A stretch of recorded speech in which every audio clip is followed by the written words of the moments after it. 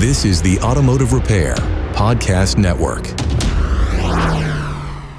Hey, it's an afternoon, it's a morning, it's an evening. Good to have you here. Carm Capriotto, Remarkable Results Radio. We're starting our 12th year of doing this, having too much fun. Actually, more fun than an individual is allowed to have fun.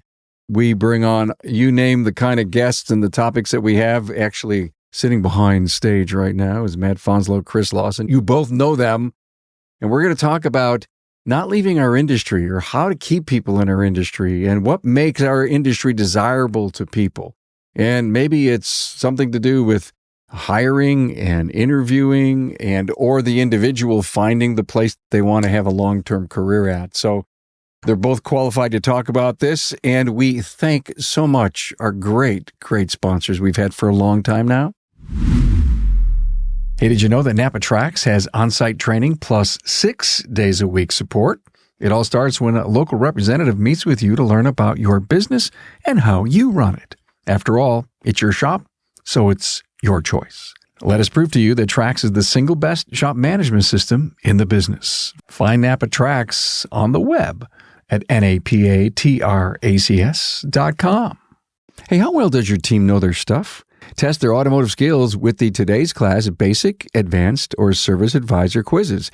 It's a quick, effective way to spot gaps and grow stronger teams. Take the quizzes now at todaysclass.com/TC quiz.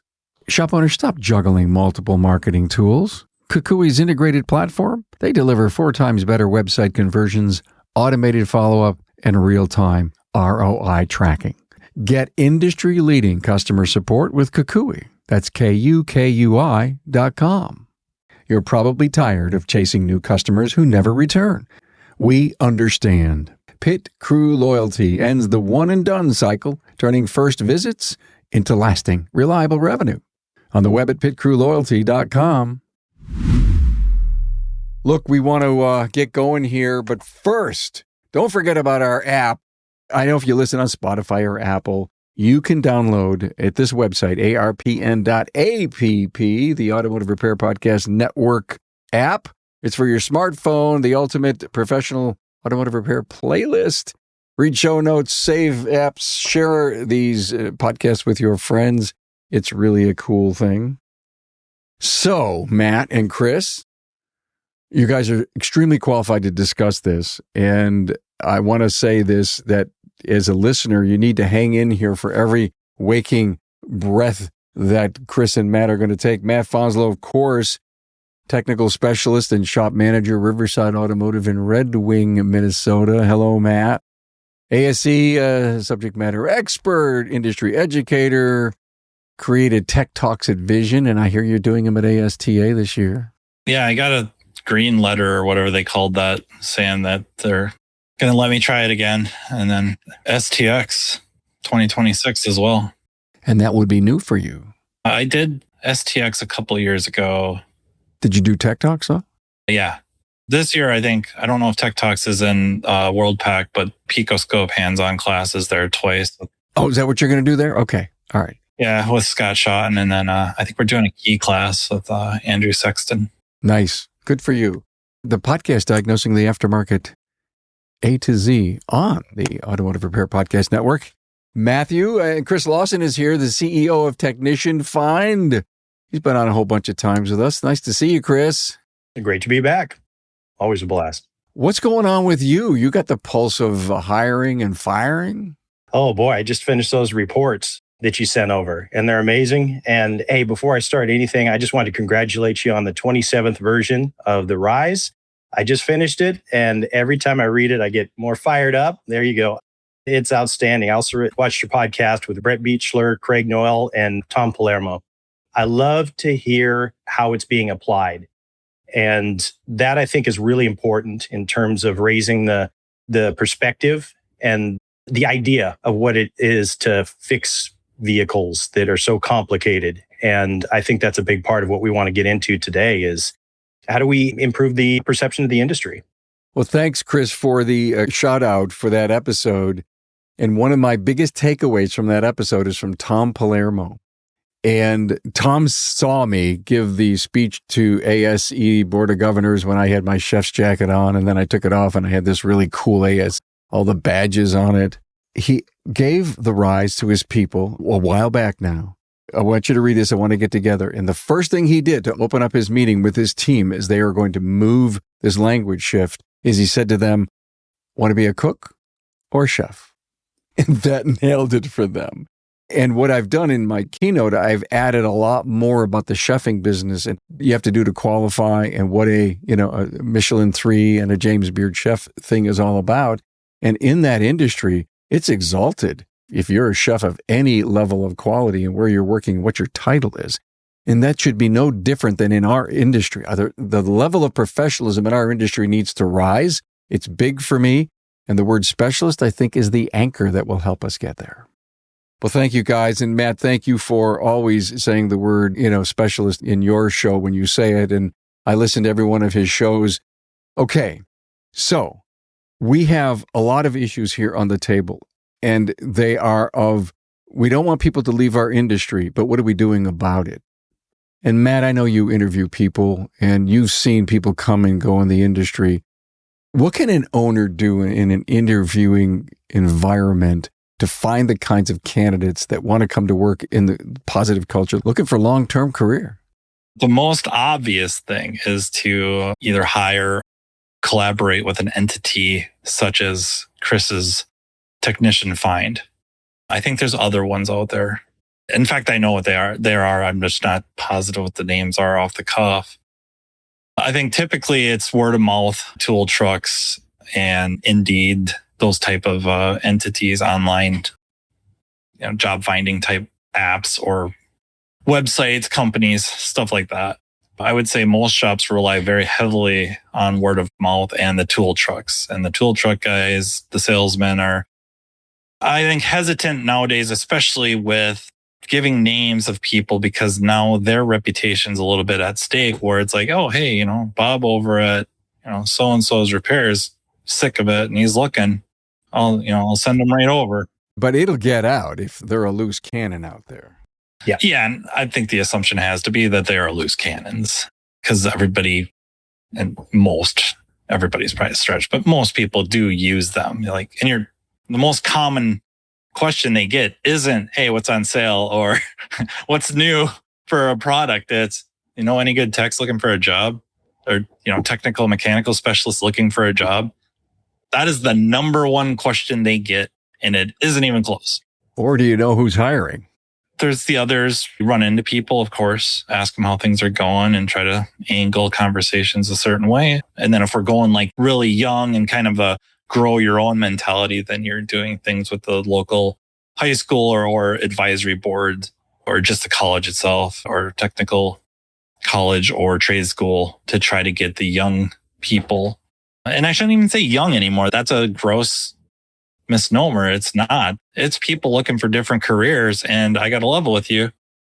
I think the quote unquote blue collar jobs, especially ones like ours, is moving up the ladder of attraction because we do have a certain level of insulation from primarily automation, but a little bit of artificial intelligence.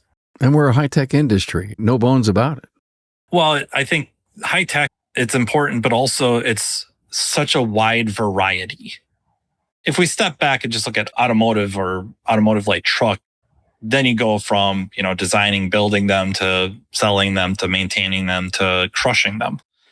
The other thing is just in our world of auto repair, so much from maintenance or whatever we would consider gravy work or low level work all the way up to the highest levels of diagnostics and, programming or whatever you would like to call that, circuit board level repair. I mean, it just doesn't stop where you could go. More people find out about that and more attraction there is to people that would never have considered working on cars in their life. Is the individual who's not doing that level of high tech, but they're just master mechanical specialists, close their eyes, do a brake job in 20 minutes. They just know it. They got it. They're kinesthetic learners. That's what they do. They work with their hands. Are they happy doing that stuff? And are we paying attention to their needs? I stop and think about don't leave our industry, but the people they work for care. One of the things is, are we paying attention to our people and the world around them and this harmony that needs to exist? Because it's a tough world out there, Matt. I think yes and no. I think people think they are. I think we think a lot of things. I think we do genuinely care, but the amount of investigation we do and due to it, and I'm not implying we have to become like private investigators, but it's usually, how are things going? How are you doing? And then, yeah, doing fine. It's high level quick. Yeah. And then nobody's complaining about anything, or they're just complaining about the same things. And then, it largely gets ignored. I don't know that a ton of effort is going into what you're talking about, where you do have a mechanical specialist who is completely happy taking things apart, putting them back together, specializing in certain systems on vehicles. But the somewhat of an abused term, just like communication, is culture. But it's the word that describes it, is something is not quite right with the culture of the shop or the culture that they're experiencing. Therefore, they're looking for a way out. And unfortunately, it's rarely going to another repair shop because their idea is, and it's not necessarily wrong, it will be a lot of the same but different.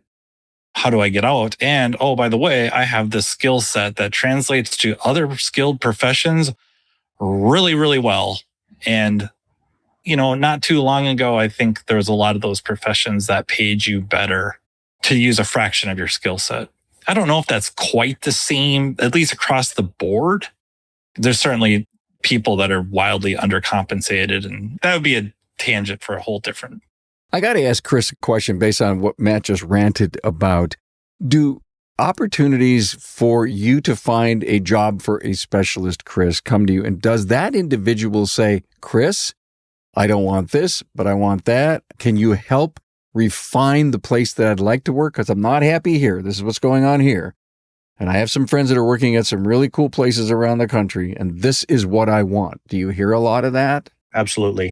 Typically, when somebody has a mechanical affinity or they're just good at it, they know, they've been doing it forever. And ultimately, at least the specialists I speak with, they would really love to stay in the industry, but it's just that it just seems onerous to create a living doing it. The big things that I see over and over again usually fall into 3 different categories. One is respect. They just don't feel like they're getting respect where they are currently. And respect has a lot of different faces. Respect can mean, hey, do you listen to ideas? And that's actually a great question if you're a technician or, mechanical specialist, if you are a technical specialist. If you go into an environment and you're in an interview, that's a great question to ask is, hey, how many one-on-ones do you do? If I have an idea, does it get implemented? When a lift breaks, how long does it stay broken? It's these types of questions that really will point out what type of environment it is. And the second thing is, are there growth opportunities? Is there a pathway to growth? Is it well thought out? Can you show me if I'm a strong B technician or, a strong B? Can you show me how to get to, a master? Do you help? Do you pay for training? Am I going to be on the clock when I train, or do I have to do it at night, and take time away from my family, or on the weekends, or do I have to travel?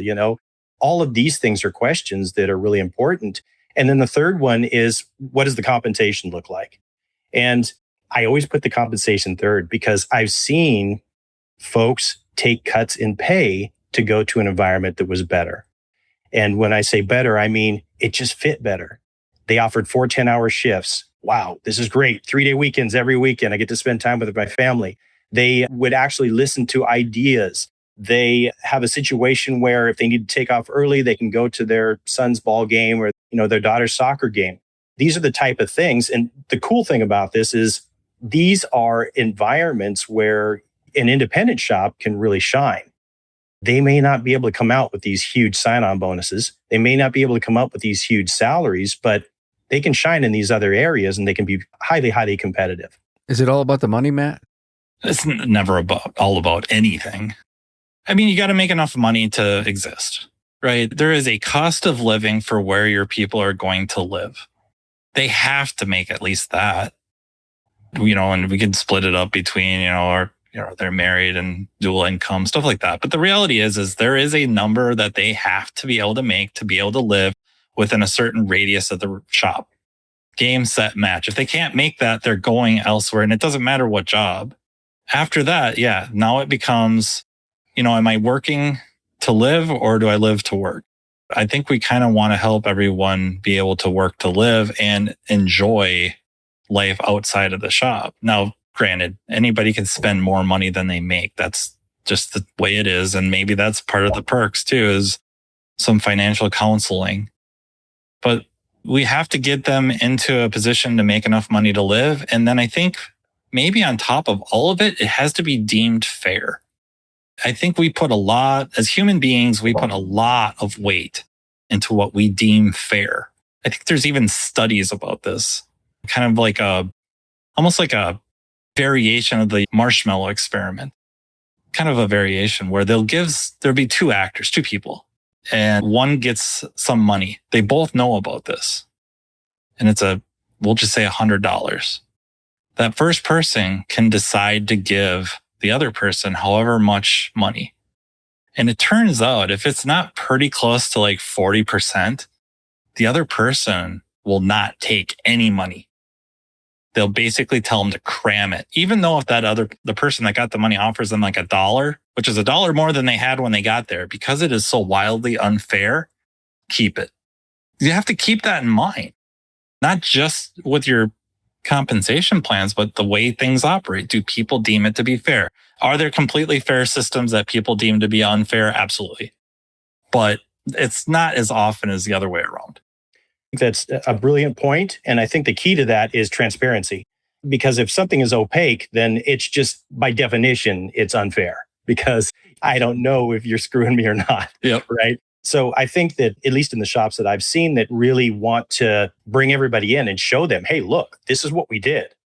This is how the P&L works. This is your part of it. And this is why you get this part of it. And the other part about this is I tell shop owners and GMs this all the time is, you know what? You have to really understand your compensation structure and you have to explain it in 2 minutes so that someone leaving your office can explain it to their spouse. If you don't do that, you're going to get ghosted. I don't care how elaborate the pay plan is. You have to be able to explain it very concisely and you have to be able to show them how to get to that number. And again, that's transparency. And that's when people think that it's fair. Yeah, I'd like to build on that. And I don't know, I'm sure everybody will love this, but if you look, there's a video going around, and it's legit, of Dwayne The Rock Johnson, the professional wrestler, talking about a contract coming up with the WWE. Back in the peak of the Attitudes era with Stone Cold Steve Austin and him and The Undertaker and whatever, his contract was coming up. And so the owner of the company, Vince McMahon, asks, what are you looking at? And well, how much does Stone Cold make? He's guaranteed $1 million a year. And then, they have different things for merch and stuff, bonuses. He's like, I think I need $3 million.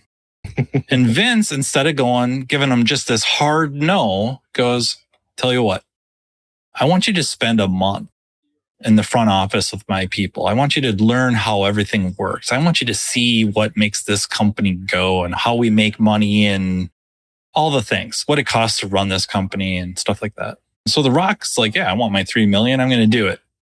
2 weeks later, he holds a meeting with Vince and says, I'll take $1 million. Because he got to figure out how things really were. That transparency, just like Chris brought up, changed his attitude about everything. So I think there is a lot to transparency. I think there is a lot to everyone learning a little bit about what makes a business run, what it costs to do it, what it takes to do it. Financially, managerial, economically, all of the things. Let's face it, your shop management system is the single most important tool in your shop, period. NAPA Trax was built from the ground up to make your business more profitable and efficient.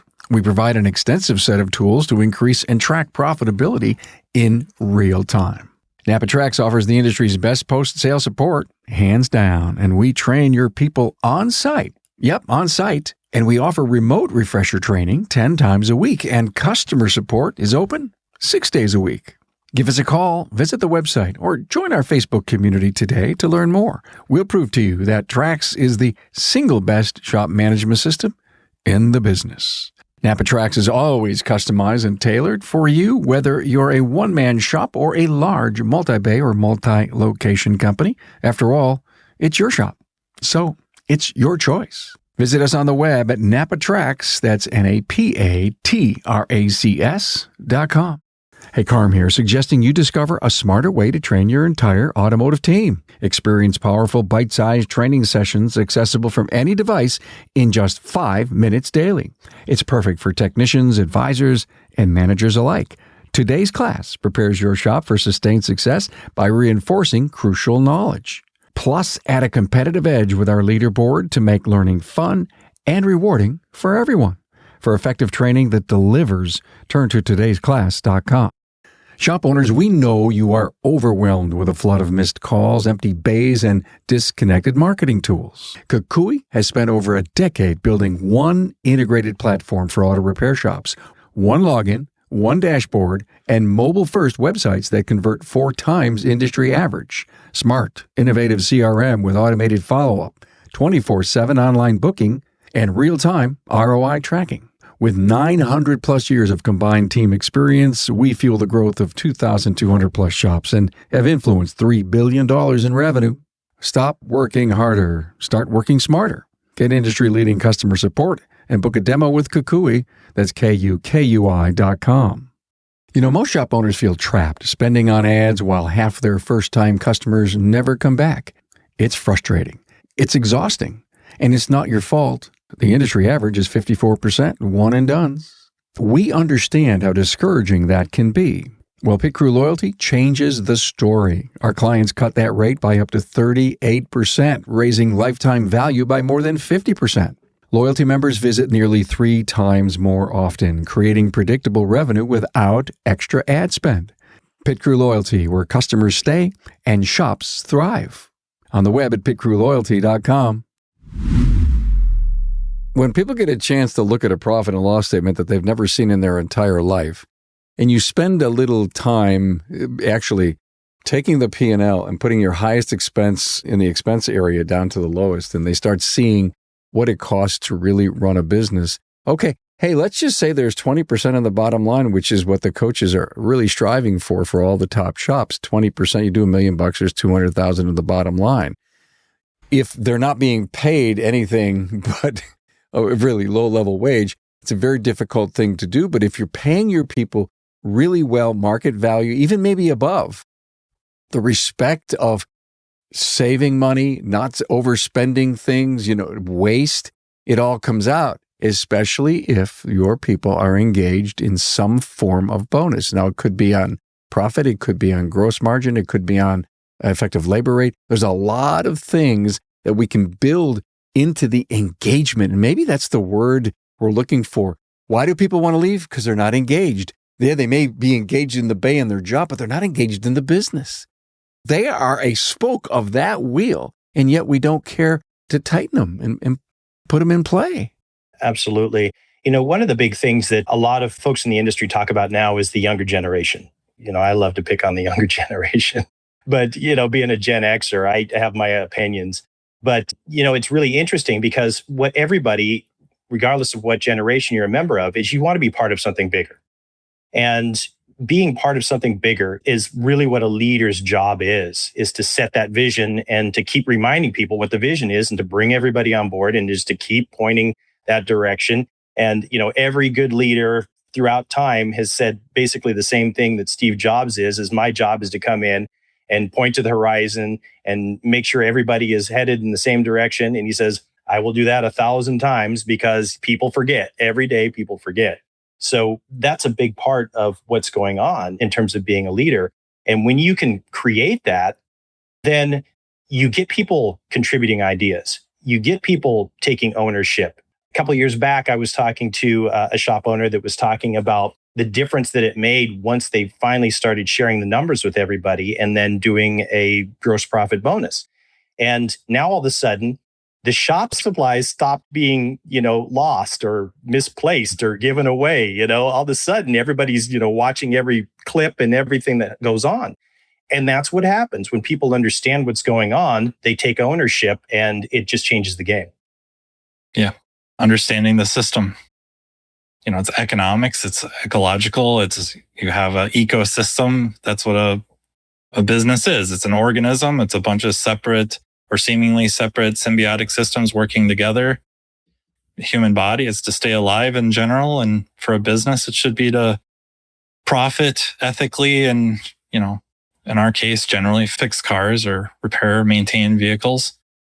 And I think when people understand how that system works and they trust, and that's the other thing. I think that if I had a big rant, and I know I've said it multiple times, so I have fear of being a broken record, that if there could be just this understanding between ownership management and employees, we'll just say, or producers, however you want to label them generically and across the board, is that as management, as an owner, I am going to try to take care of you. I'm going to try to pay you as much as I possibly can or compensate you as best I can or as best the business can. I'm going to equip you to do the things we need to do. The stuff we say and advertise we're going to do, I am going to put you in the best position possible to do that as well as you can, as productively and as efficiently and as safely as possible. On the flip side, as the other end of that, as being a producer, if you will, I'm going to do everything I can within the aim of this organization's, whatever we're saying we're doing, in this case, probably maintaining and servicing vehicles, to generate you as much ethical profit as I can. Making stuff up. I'm not lying. I'm not saying this is leaking when it's not, or I'm not making a leak for it so that we can win work. I'm going to ethically generate you as much profit as possible. And if we could trust each other to do that, a lot of these problems start subsiding.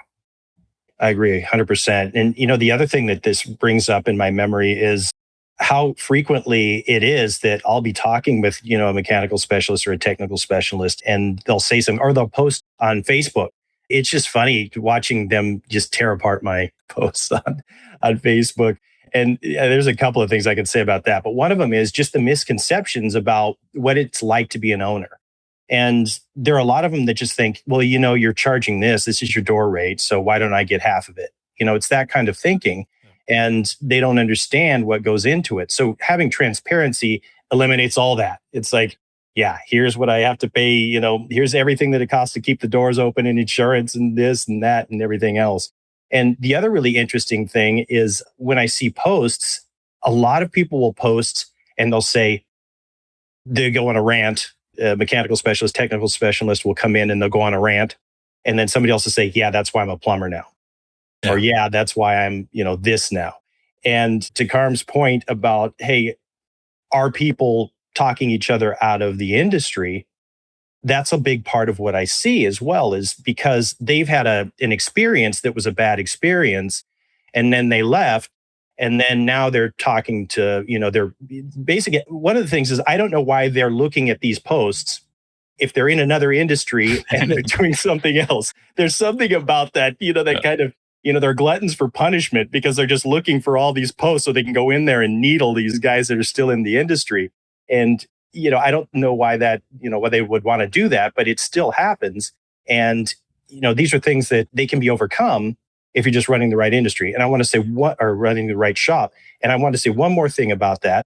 And that is, I started a school community called Independent Wrench Jobs after having a conversation with a shop owner that I worked with down here in Southern California. And he really inspired me. He said, you know what? We don't do flat rate. He says, what we do is I came up as a mechanic. I came up as a technician. What I wanted to do is create a shop where we could really make sure that we took care of everybody equitably. And my goal is to provide a view of what it's like to work in an independent shop.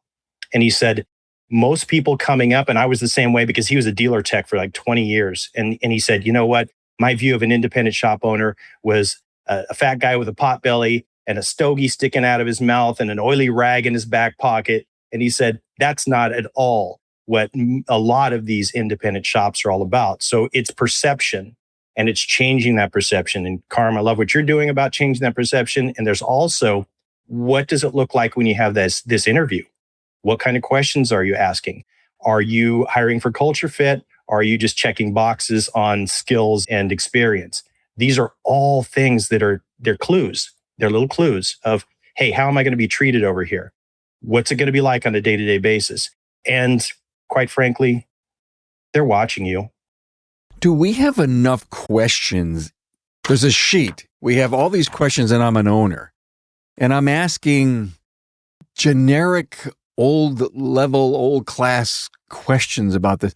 So how long you been there? And, how many tools do you have? And where'd you go to school? And blah, blah, blah. Instead of getting into the culture side. Hey, tell me about a great experience you had just 3 or 4 weeks ago at work. What's going on at home? Positive things? What kids play sports? That opens up a conversation to find out if an individual can be a fit, because I believe we can teach them the competency if we find the right individual. And if you're building a stronger level of culture and a team that wants to come to work every day, and you don't ask those types and kinds of questions, what's going on with time off for life? How do you treat that? How much do you need? And then you start hearing this stuff coming in. Matt, I can't imagine you trying to zero in on the people that come to work for Riverside. But you're such a great judge of character that you would probably within 10 minutes figure if you got the right person just by how they sit and how they talk and maybe their first question. Yes and no. I wish I was really, really good at it. I think the younger they are, the less questions they know to even ask. And the older they are, the more galvanized they are anyways. So it's really, really difficult to put people at ease. The young person, because they don't know what to ask, and the older one who's got every guard up. And even if they like what they hear, they're going to be hesitant to move just because of a change. The fear of change is real. I guess I feel like the best recruiters we have, the best interviewers, if you will, we have are the people that work here. That I guess, when you're pitching this to us, you want something called like talking points. And I don't know what those are, but when we're talking about this subject, something came to mind. And if we take a little bit of a tangent down the road, Matt's tangents. You're known for that. Go. I think I have a reputation building. And if you didn't bring a tangent to me, I would be really pissed. We'd have to start over. And so if we talk a little bit about game theory, and very specifically something called behavioral game theory, which is kind of the current evolution of it. And game theory, just quickly, is the study of interactions more than anything. It got started in actual games, namely poker and chess and stuff like that, but it's translated quite well to economics and behavior, stuff like that.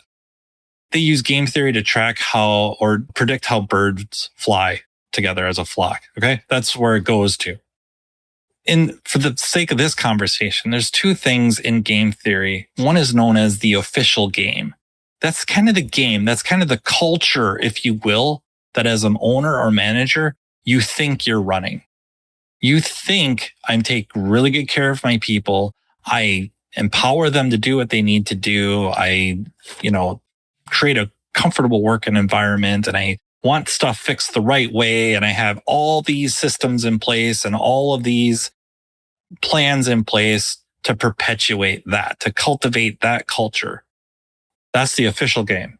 That's what you think it is. That's what you tell everyone it is. That's what's in the employee handbook. It's all over the place. It's on posters on the wall. But then there's something called the shadow game.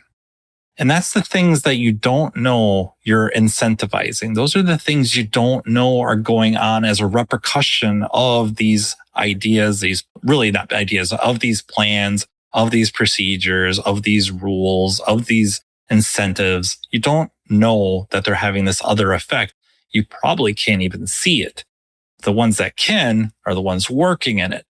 So that's why I think it's really, really important that if you're an interviewee, that you're going in to be interviewed, that you get to talk to people that work there and get them off to the side a little bit and say, give it to me straight. How is it working here? How long have you been here? What do you really like about it? What would you change or stuff like that? What don't you like? What's the owner really like? What are the managers really like? How do things really go? They're telling me I can make all this money if I do this. Is that even realistic? On the flip side, as an owner manager, or the one doing the interviews. If you believe that your official game and shadow game are very close to one another, you try to get that person you're interviewing to talk to the people that work for you and ask them questions just like that. You hope they do it. As a quick side note, Chris, how many do that? How many owners do that? Not many that I know of, but I wanted to unpack a little bit because Matt said just unleashed a wealth of wisdom, I should say. There's a lot of things here. One is the unintended consequences. No matter what you do, there's always going to be other things that kind of squirt out the side that you didn't expect. So you have to be aware of those. And then there's a term in neurolinguistic programming that's called sensory acuity. So you have to be aware of what's going on. And how do you become aware of what's going on? Well, some owners just have a sixth sense. They can kind of feel it. But I like to take a more systematic approach to that. And this, again, goes back to one-on-ones. It goes back to asking them. I worked with one shop owner, and what she did was she asked everybody, if you were in my shoes, what would you change first? Think about how that question is structured. If you were in my shoes, so it changes the perspective.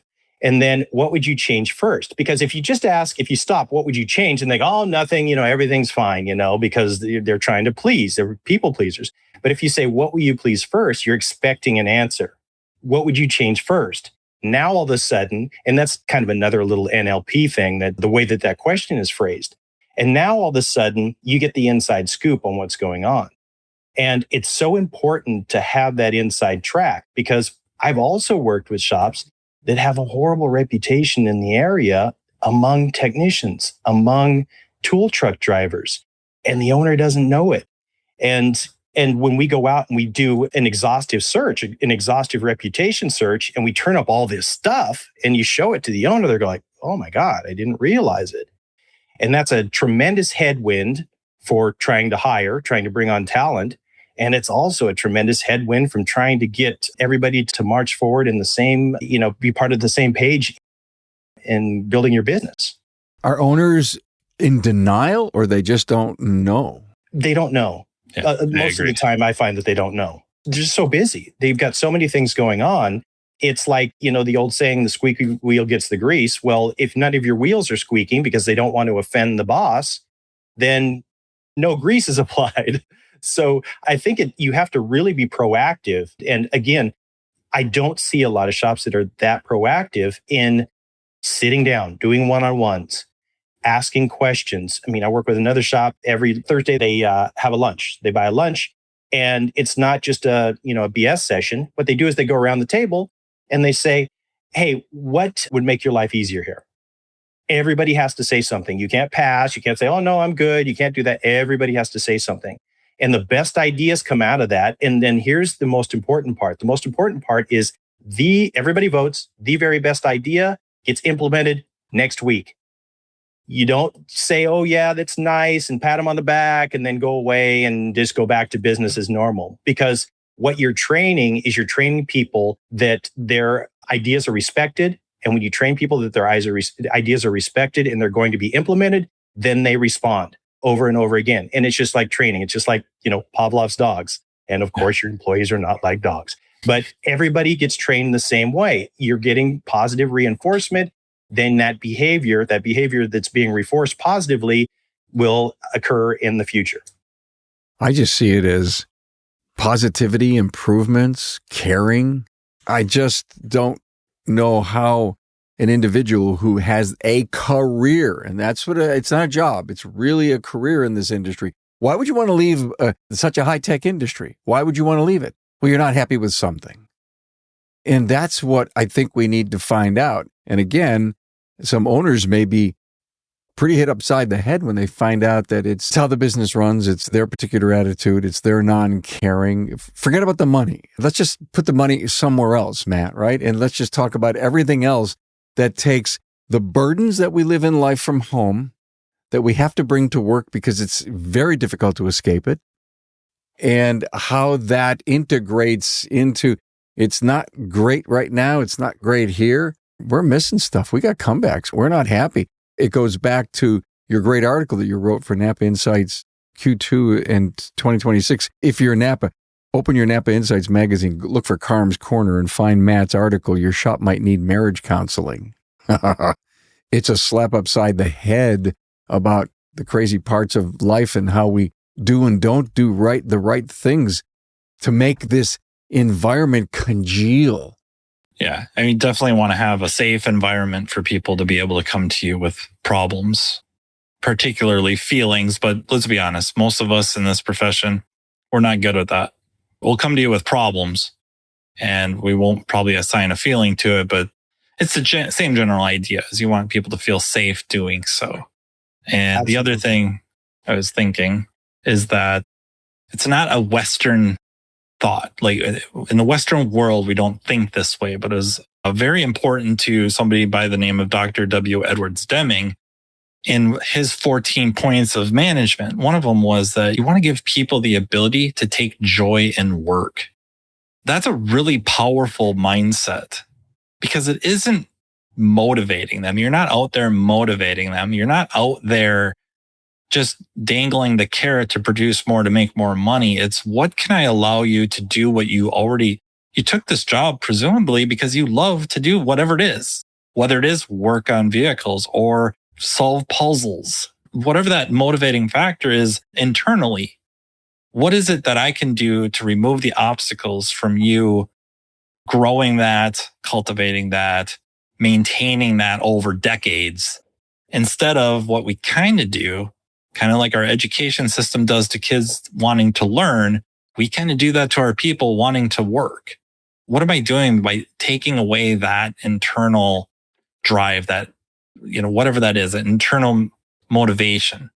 And that's a hard question to ask yourself. And it's a hard question to try to find the answer to, because it's probably going to involve eating a healthy dose of crow or whatnot, ego.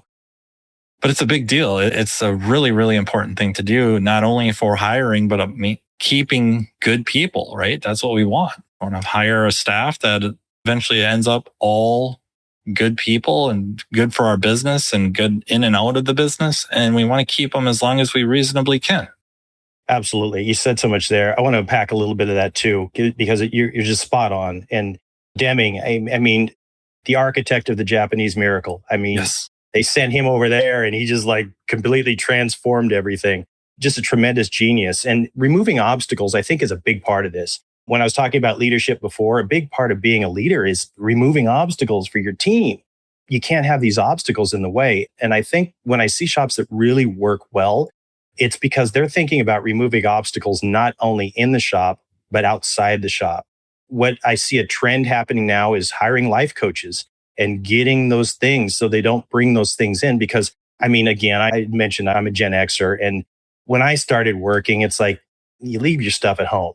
Once you go through that door, you're here to work and you leave your stuff at home. But that's just not the way things are these days. People bring their stuff to work. And I wanted to say one other thing about that tool truck relationship that we were talking about in the beginning of the conversation. The tool guys are getting beat up by everybody. And the strategy of saying, hey, if you ever hear of a technician that's, look and tell me, that doesn't work so much. It gets them in hot water, but what does work is if you have a great relationship with them. And I worked with a shop and she told me, she said, you know what, Chris, I was talking with the tool guy and he told me that one of my A-techs was leaving. He said he was applying at other places. And she said, that notification, that heads up gave me enough time to go back in, have the conversations I should have been having, like we're talking about right now about, hey, how can I remove obstacles for you? Hey, why are you looking? What's going on here? And it gave her the opportunity to save that relationship. So again, it's that sensory acuity and knowing what's going on and having your ear to the ground so that these things don't blindside you. Don't wait until it's too late. Put that up above the door in your office. Don't wait until it's too late. Go out, be engaged, ask some questions, reevaluate, pay attention. I've been writing tons of blogs about all this stuff lately, that we need to reboot or reinvent ourselves, and let's not wait till the first Q of 2027. You start doing it now. And some of the best, I think both of your points, is the stuff we're going to find out, it's going to come from our ranks. Very much so. If you listen and ask the right questions. Yep. Well, we can go on for another 2 or 3 hours. My God, you both could do Deming for me. You should do a Deming. I didn't realize I was going to run into a kindred spirit here. Yes, I know. Great stuff. Before we turn the mics on, Chris is reading this incredible, I think it's a book almost, Matt, that you've written. It's close. What is it? 90 pages now? Yeah. 87 pages? Yeah. I've had this bright idea of taking some ideas that I've mentioned here and there in different episodes on my podcast and on Carm's podcast, and I think others. And I don't know, I see this convergence of different ideas like game theory and economics, and particularly behavioral game theory, which gets into some psychology, and then just Deming. Like Deming kind of had the answer a long time ago. We've had these answers for a long time, and just how, I don't know, I just see this big convergence. And so I just thought I'd write an article maybe for a trade magazine, and then maybe it could be a series. And now I don't know what it is. It's a book. It's turning into a book. It's turning into a book. It's heavy. It's great. It's strong. I've not read the entire, Chris, you haven't read the entire one either, but every time I think I'm getting done, Matt says, there's another 20 pages. I don't know where you find the energy to sit down and do that, but the man's so smart. What's it, just pour out of you, Matt? I think about it a while, and then I have separate documents going with these ideas. And then when they kind of get together, I'll try to find a place to put them. And a couple of times Chris Cloutier had to call me up or message me this doesn't make any sense. It's like, oh, gotta move this. I remember. I think I may have seen that conversation somewhere along the line. You have to stop. Be careful where you insert anything. And Craig O'Neill, he did a really nice job of commenting. He had not editing, but he had comments about, and that helped immensely. Well, Chris, I know you're doing a great thing by helping owners and specialists get together and try to find them some gainful employment or people that come to work there. But I just worry that the industry says, I need to find somebody, Chris, find me somebody. That's the conversation. And that somebody is more of a butt in a seat than it is a part and partial. I need someone to come inside and work in our business. Yeah, absolutely.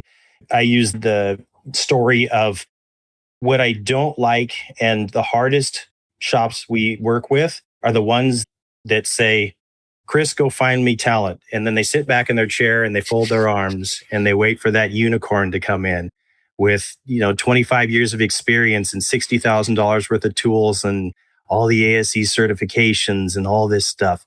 And it's like, go find them for me. And they don't realize that this is a partnership. And the partnership is you've got to do your part.